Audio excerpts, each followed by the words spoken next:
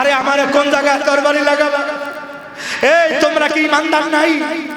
আলাফি আলাইসা ফিকুম মুসলিমান, তোমাদের ভিতরে আলাইসা ফিকুম মুসলিমুন, তোমাদের ভিতরে একজন কি মুসলমান নাই? আলাইসা ফিকুম মুমিন, তোমাদের মাঝে কি একজন মুমিন নাই? আরে আমারে কোন জায়গায় মারবা? আমারে কোন জায়গায় তরবারি দিবা?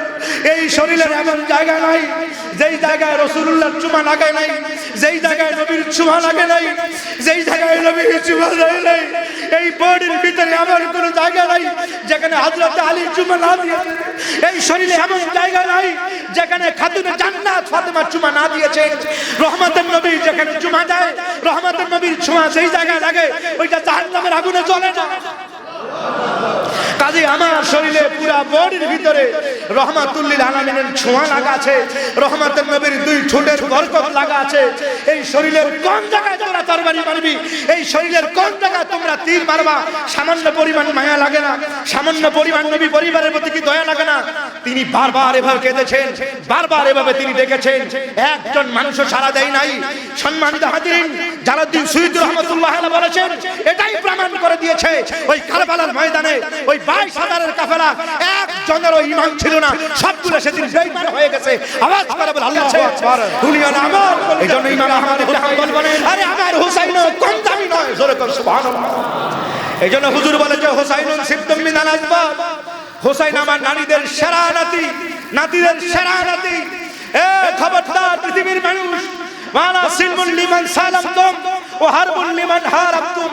এদের সাথে যারা ভালো আচরণ করলো আমি রাসূলুল্লাহ তাদের সাথে ভালো আচরণ দেখালাম, আর এদের সাথে যারা দুশমনি করলো তারা আমার সাথে দুশমনি করলো। এদের সাথে যারা দুশমনি করবে আমি রাসূল তাদের বিরুদ্ধে দুশমনি করব। জবান খুলে কর নাউজুবিল্লাহ। আপনি বুঝতেই পেরেছেন ভাই, আমার নবীর কি প্রেম, আমার নবীর কি মহব্বত আর কি ভালোবাসা। কারবালার ময়দানে যাদের রক্তপাতে রঞ্জিত করেছো তারা রাসূলুল্লাহর কলিজার টুকরা। উনি বারবার বলেছেন, আরে আমারে কোন জায়গায় তরবারি লাগাবা? এই তোমরা কি ইমানদার নাই? আলাফি আলাইসা ফিকুম মুসলিমান, তোমাদের ভিতরে আলাইসা ফিকুম মুসলিমুন, তোমাদের ভিতরে একজন কি মুসলমান নাই? আলাইসা ফিকুম মুমিন, তোমাদের মাঝে কি একজন মুমিন নাই? আরে আমারে কোন জায়গায় মারবা? আমারে কোন জায়গায় তরবারি দিবা? এই শরীরের এমন জায়গা নাই যেই জায়গায় রাসূলুল্লাহর চুমা লাগে নাই, যেই জায়গায় নবীর চুমা লাগে নাই, যেই জায়গায় নবীর চুমা লাগে নাই। এই বডির ভিতরে আমার কোনো জায়গা নাই যেখানে হযরত আলী চুমা না দিয়েছে। এই শরীরে এমন জায়গা নাই যেখানে খাতুনে জান্নাত ফাতেমা চুমা না দিয়েছে। রহমতের নবী যেখানে চুমা দেয়, রহমতের নবীর ছোঁয়া যেই জায়গায় লাগে ওইটা জাহান্নামের আগুনে জ্বলে না। কাজে আমার শরীরে পুরা বডির ভিতরে রহমাতুল লিল আলামিনের ছোঁয়া লাগা আছে, রহমতের নবীর দুই ঠোঁটের বরকত লাগা আছে। এই শরীরের কোন জায়গায় তোমরা তরবারি মারবি? এই শরীরের কোন জায়গায় তোমরা তীর মারবা? সামান্য পরিমাণ মায়া লাগে না?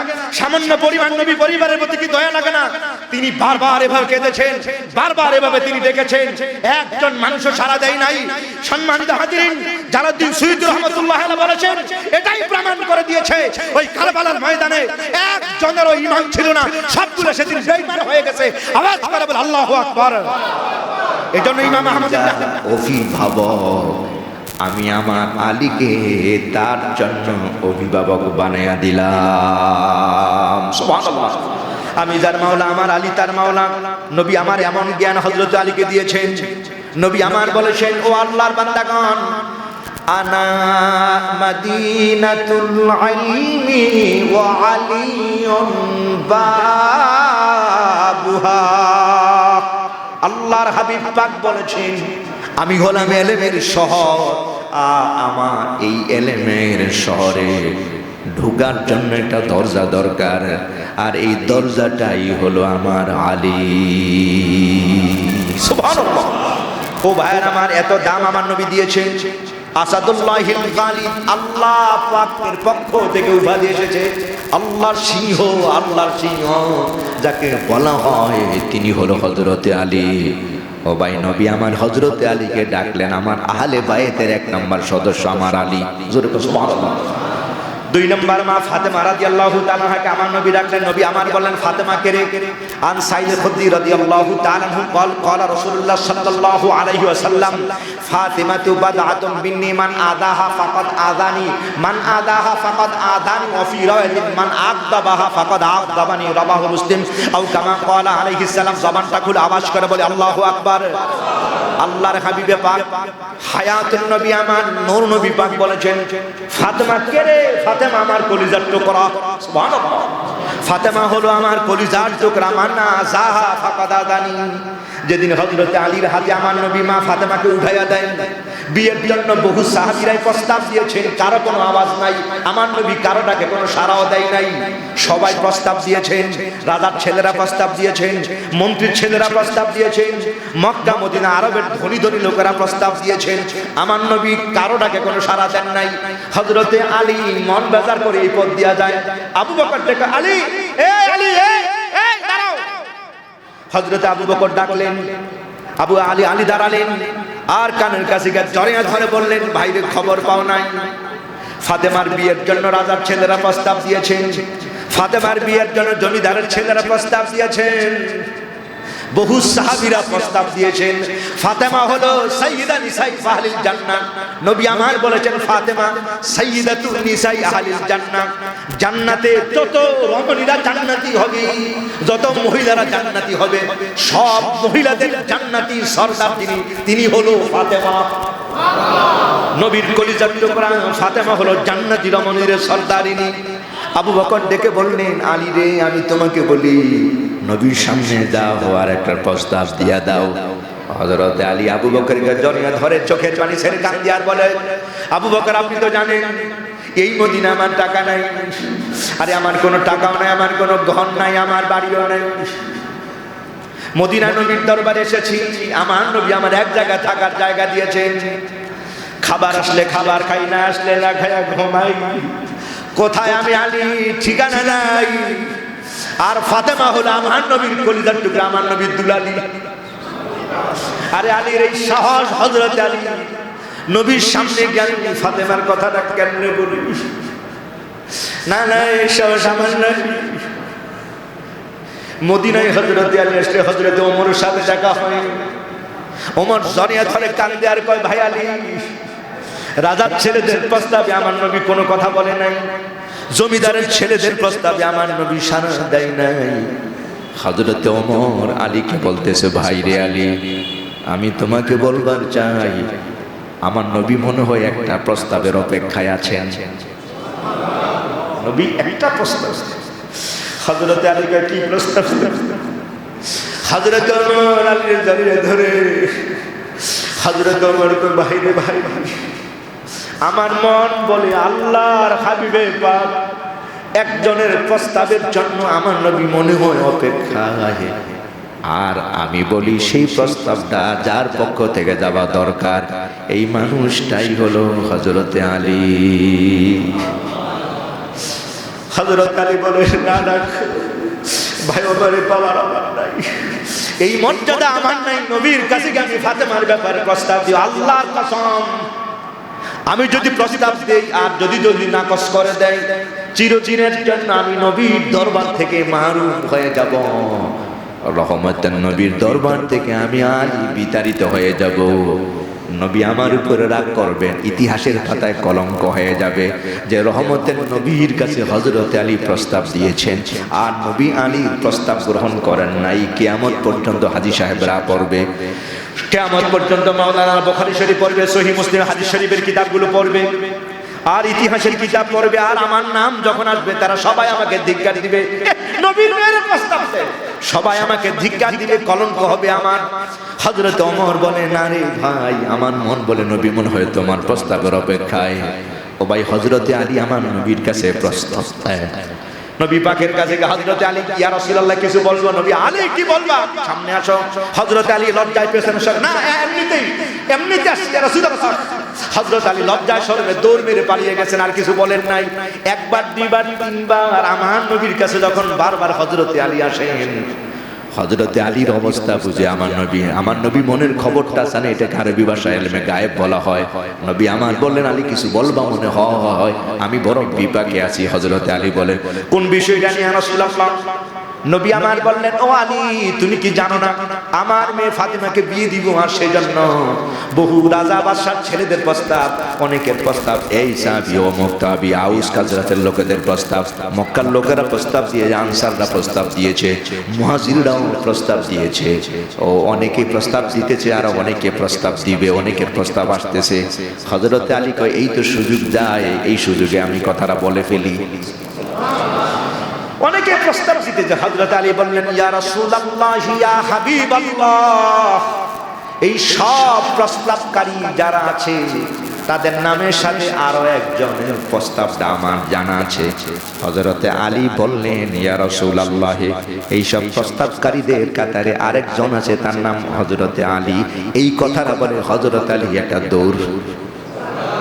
নবী আমার মুস্কি মুস্কি হাসে, আরে আলী দাঁড়াও দাঁড়াও।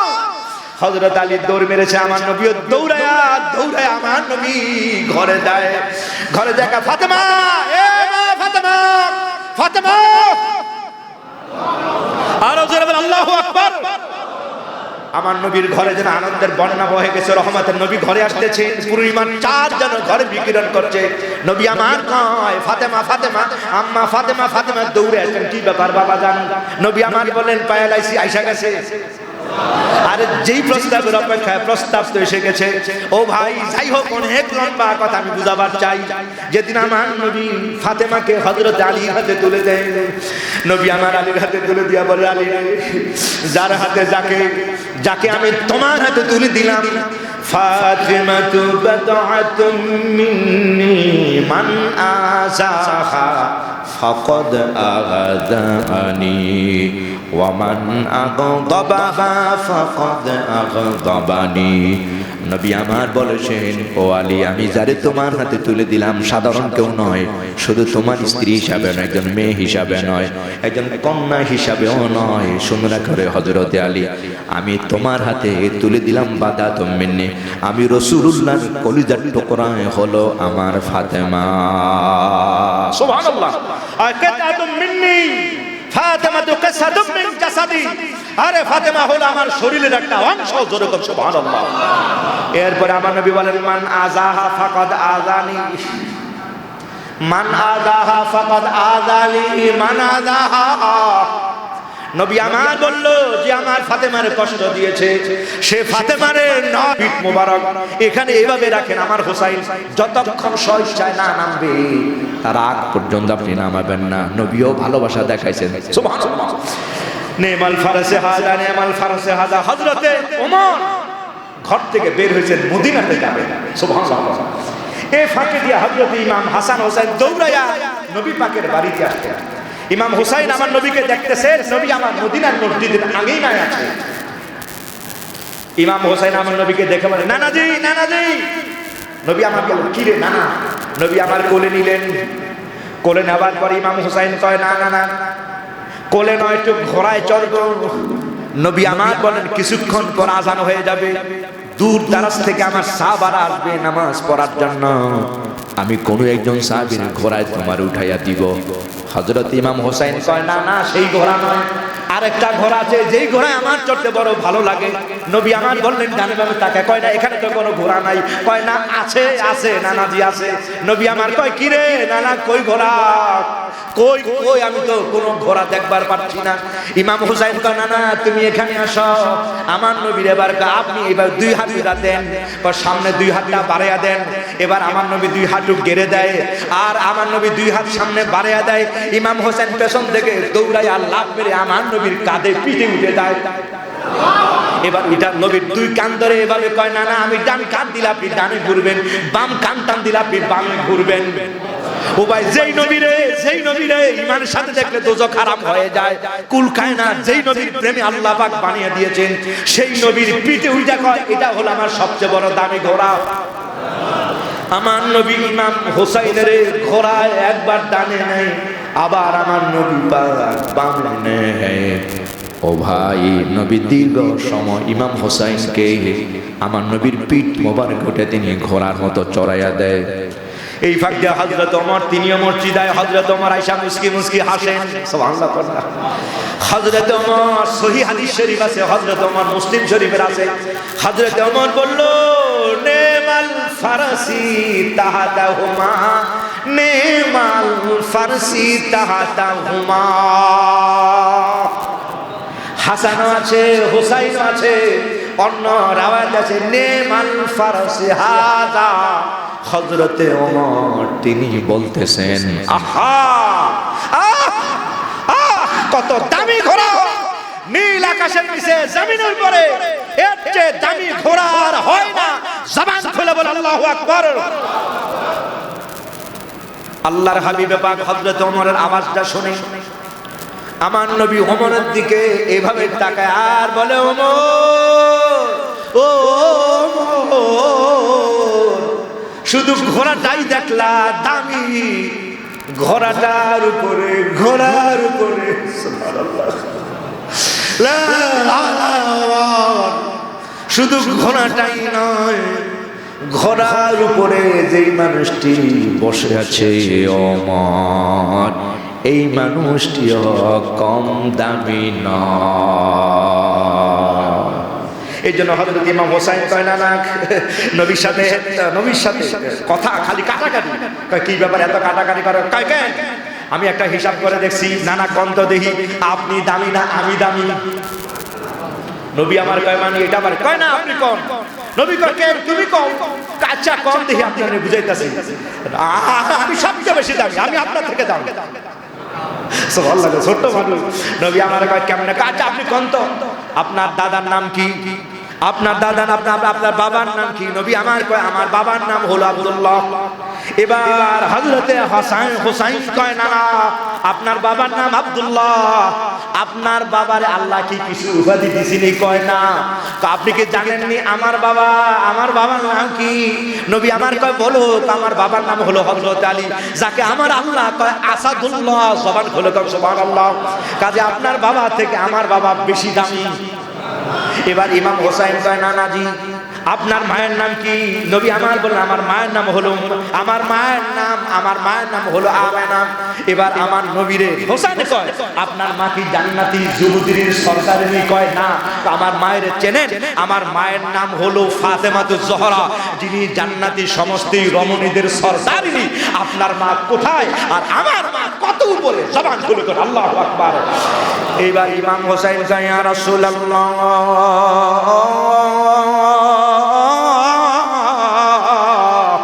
আপনার নানার নাম কি? নবী আমার নানার নাম হলো আব্দুল ওয়াহাব। এইবার ইমাম হোসাইন আপনার নানার কি আল্লাহ নবী বানাইছে? কয় না বানাই নাই। আপনার নানার কি আল্লাহ আসমানে কোরআন দিছে? কয় না দেয় নাই। ইমাম হোসাইন কয় নানাজি আমার নানা হলো আখিরি জামানার পয়গাম্বর। আমার নানারে আল্লাহ কয় রহমাতাল লিল আলামিন। আমার নানার উপরে আল্লাহ কোরআন নাযিল করে দিয়েছেন। এইবার কন্ত নানা আপনার নানা বেশি দামি নাকি আমার নানা দামি? ও ভাই, এই জন্য নবী আমার বললেন ওমর নেমাল ফারসে হাজা। শুধু নেমাল ফারাস নয়, নেমাল ফারসে হাজা, মানে যিনি ঘোড়ার উপরে আরোহণকারী তাকে ফারাস বলা হয়। নবী আমার বললেন ওমর শুধু নেমাল ফারাস নয়, বরং নেমাল ফারস। এ ওমর, ঘোড়াটাই দামি নয়, ঘোড়ার উপরে যে মানুষটি বসে আছে উনি হলেন আমার কলিজার টুকরা, আমার হোসাইন। আরে আমার হোসাইনও কম দামি নয়। জোরে কর সুবহানাল্লাহ। এই জন্য হুজুর বলে যে হোসাইনুন সিবতুম মিনাল আসবাব, হোসাইন আমার নারীদের সেরা নাতি, নাতিদের সেরা নাতি। এ খবরদার পৃথিবীর মানুষ, মালা সিলমুল লিমান সালামতুম ওয়া হারবুল লিমান হারাবতুম। এদের সাথে যারা ভালো আচরণ করলো আমি রাসূলুল্লাহ তাদের সাথে ভালো আচরণ দেখালাম, আর এদের সাথে যারা দুশমনি করলো তারা আমার সাথে দুশমনি করলো। এদের সাথে যারা দুশমনি করবে আমি রাসূল তাদের বিরুদ্ধে দুশমনি করব। জবান খুলে কর নাউজুবিল্লাহ। আপনি বুঝতেই পেরেছেন ভাই আমার নবীর কি প্রেম, আমার নবীর কি মহব্বত আর কি ভালোবাসা। কারবালার ময়দানে যাদের রক্তপাতে রঞ্জিত করেছো তারা রাসূলুল্লাহর কলিজার টুকরা। উনি বারবার বলেছেন আরে আমারে কোন জায়গায় তরবারি লাগাবে? এই তোমরা কি ইমানদার নাই? আলাফি আলাইসা ফিকুম মুসলিমান, তোমাদের ভিতরে আলাইসা ফিকুম মুসলিমুন, তোমাদের ভিতরে একজন কি মুসলমান নাই? আলাইসা ফিকুম মুমিন, তোমাদের মাঝে কি একজন মুমিন নাই? আরে আমারে কোন জায়গায় মারবা, আমারে কোন জায়গায় তরবারি দিবা? এই শরীরের এমন জায়গা নাই যেই জায়গায় রাসূলুল্লাহর চুমা লাগে নাই, যেই জায়গায় নবীর চুমা লাগে নাই, যেই জায়গায় নবীর চুমা লাগে নাই। এই বডির ভিতরে এমন কোন জায়গা নাই যেখানে হযরত আলী চুমা না দিয়েছে। এই শরীরে এমন জায়গা নাই যেখানে খাতুনে জান্নাত ফাতেমা চুমা না দিয়েছে। রহমতের নবী যেখানে চুমা দেয়, রহমতের নবীর ছোঁয়া সেই জায়গায় লাগে, ওইটা জাহান্নামের আগুনে জ্বলে না।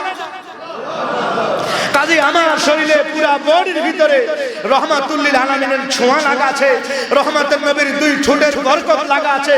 এই শরীরের কোন জায়গায় তোমরা তরবারি মারবি, এই শরীরের কোন জায়গায় তোমরা তীর মারবা, সামান্য পরিমাণ মায়া লাগে না? সামান্য পরিমাণ নবী পরিবারের প্রতি কি দয়া লাগে না?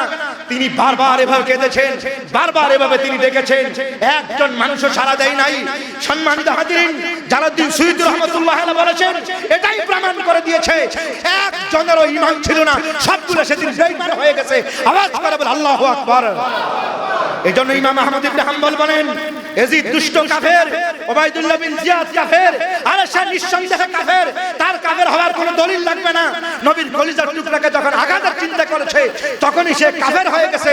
বাকি ইমাম সাহেবরা বলেছেন সে কাফের, ইমাম আজম বলেছেন ফাসিক এবং লম্পট এবং লানাতুল্লাহ, আল্লাহ লানাত তার উপরে। জোরে করে নাউজুবিল্লাহ। সম্মানিত হাজিরিন, কারবালার ময়দানে সেদিন দুটি ভাগ হয়ে গেছে, হুসাইনি কাফেলা আর ইজিদি কাফেলা। সম্মানিত হাজিরিন, নির্মমভাবে আমার নবী পরিবারের উপর কলিজার টুকরাকে তারা আঘাত করেছে। এই সেই মাস শাহরে মুহররম, যেই মাস আসলে বারবার আমাদেরকে কারবালার কথাটা স্মরণ করিয়ে দিয়েছে। নবী পরিবারের কলিজার টুকরাদের শহীদের খবর বলে দেয়।